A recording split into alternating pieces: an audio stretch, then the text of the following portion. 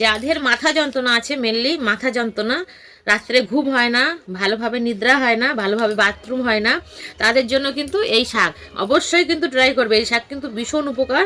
এই শাক তোমরা অনেকেই দেখে চিনতে পারছো, কি সবার মাঠে ঘাটে হয়ে থাকে। আমাদের মাঠে কিন্তু এখন এই সময়টা, এই সিজনটাই হয়। তো আমি দেখো, আমার রাত্রে নিদ্রা হয় না, ঘুম হয় না, পটি ঠিক হয় না, তো আমি এই প্রতিদিন এই শাক সিদ্ধ করে খাচ্ছি।